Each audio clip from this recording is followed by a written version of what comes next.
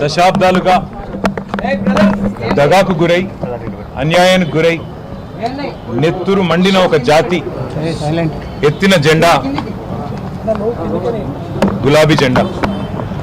సరిగ్గా 25 సంవత్సరాల కిందట త్యాగాల పునాదుల మీద ఆనాడు తనకు అప్పుడున్న పార్టీ ద్వారా సంక్రమించిన డిప్యూటీ స్పీకర్ పదవికి, శాసన సభ్యత్వానికి, అట్లాగే పార్టీలోని రాష్ట్ర బాధ్యతలకు అన్నిటికీ కూడా గుడ్ బై చెప్పి తెలంగాణ రాష్ట్రం ఏర్పడితేనే ఒక స్వీయ రాజకీయ శక్తిగా తెలంగాణ ప్రజలు ఎదిగితేనే ఈ ప్రాంత సమస్యలకి చరమగీతం పాడొచ్చు, శాశ్వతంగా ఈ ప్రాంతం గతంలో ఏదైతే సిరి సంపదలతో తొలతూగిందో అట్లా మళ్ళీ ఉద్భవించవచ్చు అనే ఆలోచనతో పెద్దలు కేసీఆర్ గారు ఆనాడు 25 వసంతాల కిందట పార్టీని ఏర్పాటు చేసి కొండా లక్ష్మణ్ బాపూజీ గారు ఇచ్చిన ఆశ్రయం జలదృశ్యంలో జెండా ఎత్తిన విషయం మీకు తెలుసు.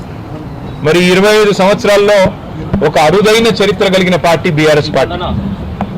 మొదటి 14 ఏళ్లు తన పోరాటంతో తెలంగాణ ప్రజలను ఐక్యం చేసి తెలంగాణ జాతిని మొత్తంగా ఎక్కడికక్కడ లక్షల సంఖ్యలో సమీకరిస్తూ వారికి తెలంగాణ రాష్ట్ర ఏర్పాటు ఆవశ్యకతను బోధిస్తూ అంబేద్కర్ గారు చెప్పిన విధంగా బోధించు, సమీకరించు, పోరాడు అన్నట్టుగా అడుగడుగున పోరాటాలు చేస్తూ ఢిల్లీ మెడలు వంచిన పార్టీ ఈ గులాబీ జెండా పార్టీ, ఈ బీఆర్ఎస్ పార్టీ. 10 ఏళ్ల పాటు ప్రజలు అధికారం ఇస్తే మరి ఒక బాధ్యతగా భావించి రాష్ట్రం సాధించిన పార్టీకే ప్రజలు బాధ్యతనివ్వడాన్ని ఒక గౌరవంగా భావించి రాష్ట్రాన్ని అగ్రభాగాన 10 ఏళ్ల తన పరిపాలనలో నిలబెట్టిన నాయకుడు మహానాయకుడు కేసీఆర్ గారు. అట్లా నడిపిన పార్టీ బీఆర్ఎస్ పార్టీ. అదేవిధంగా గత 2.5 సంవత్సరాలుగా ఈ దుర్మార్గ అరాచక పాలనకు వ్యతిరేకంగా తెలంగాణలోని కోట్లాది మంది అణగారిన వర్గాల తరపున, అణగారిన ప్రజల తరపున ఇవాళ వారి గొంతుకై నిలుస్తున్నది బీఆర్ఎస్ పార్టీ.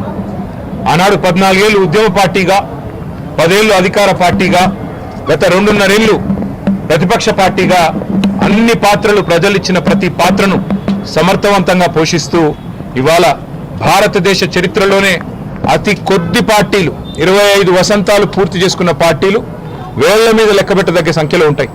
ఆ కోవన చేరింది బీఆర్ఎస్ పార్టీ కేసీఆర్ గారి నాయకత్వంలో. మళ్ళీ ఒకసారి ఈరోజు పునరంకితం అవుతున్నాం. ఖచ్చితంగా తెలంగాణ ప్రజలకు ఒక స్వీయ రాజకీయ అస్తిత్వం ఉండాలి అని ప్రొఫెసర్ జయశంకర్ గారు ఎప్పుడు ఏదైతే చెప్తా ఉండేవారో, ఎట్టి పనికైనా మట్టి పనికైనా మనవాడే ఉండాలని చెప్తా ఉండేవారో అట్లాగే మళ్ళీ పునరంకితం అవుతాం. తెలంగాణను కాపాడడానికి, తెలంగాణలోని ఈ అరాచక కాంగ్రెస్ బీజేపీల నుండి తెలంగాణను మళ్ళీ ఒకసారి పట్టాలు ఎక్కించడానికి కేసీఆర్ గారి నాయకత్వంలో అందరం సమిష్టిగా ఐక్యంగా పోరాటం చేస్తాం. తప్పకుండా 2028వ సంవత్సరంలో తిరిగి మళ్ళీ తెలంగాణ రాష్ట్రానికి కేసీఆర్ గారిని ముఖ్యమంత్రి చేసేదాకా మేమందరం కూడా ఆయన సైనికులుగా, తెలంగాణ ప్రజల ప్రతినిధులుగా, తెలంగాణ బలంగా, బలగంగా, తెలంగాణ దళంగా కలిసికట్టుగా కదం తొక్కుతాం. తప్పకుండా తెలంగాణకి మళ్ళీ ఒకసారి పునరంకితం అవుతాం. ఈ పవిత్ర రోజున, పార్టీ ఆవిర్భవించిన ఈ పవిత్ర రోజున, 25 వసంతాలు పూర్తి చేసుకున్న ఈ రోజున తప్పకుండా మాకు మరింత ఉత్సాహం, మరింత ఉత్తేజం ఇవ్వడానికి మా నాయకుడు కేసీఆర్ గారు ఇప్పుడు మధ్యాహ్నం 2 గంటలకి రాబోతా ఉన్నారు.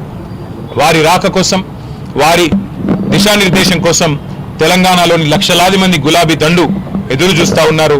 ఈ సందర్భంగా వారికి కూడా నేను హృదయపూర్వకంగా 25 ఏళ్లుగా ఎత్తిన జెండా దించకుండా పోరాడుతున్న ప్రతి కార్యకర్తకి, ప్రతి నాయకుడికి, ప్రతి అభిమానికి, ప్రతి కేసీఆర్ సోదరుడికి, సోదరికి, సోషల్ మీడియాలో కూడా మా తరపున ఉధృతంగా పనిచేస్తున్న సోషల్ మీడియా వారియర్లకు, మాకు అండగా నిలబడ్డ జర్నలిస్టు మిత్రులకు, కవులు, కళాకారులకు, ఉద్యమంలో మొదటి నుండి ఆయువు పట్టుగా నిలిచిన మా విద్యార్థి సోదరులకు, అట్లాగే తెలంగాణ సాధనలో కీలకంగా పనిచేసిన ఉద్యోగులకి, అట్లాగే తెలంగాణ సాధనలో కీలకంగా పనిచేసిన మా న్యాయవాద మిత్రులకి, ప్రతి వర్గానికి, సబ్బండ వర్గాలకు, సకల జనులకు శిరస్సు వంచి ఇవాళ తెలంగాణ సాధనకు తోడ్పడ్డ ప్రతి ఒక్కరికి, కేసీఆర్ గారితో నడిచిన ప్రతి ఒక్కరికి హృదయపూర్వక వినమ్ర ధన్యవాదాలు తెలియజేసుకుంటూ ఈ సందర్భంగా మళ్ళీ పునరంకితం అవుతూ పునరుత్తేజంతో ముందుకు పోతామని తెలియజేస్తాం.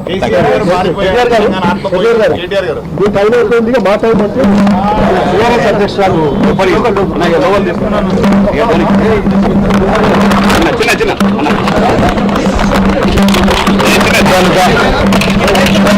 దగాకు గురై అన్యాయానికి గురై అవుతూ దశాబ్దాలుగా దగాకు గురై అన్యాయానికి గురై నెత్తురు మండిన ఒక జాతి ఎత్తిన జెండా గులాబీ జెండా.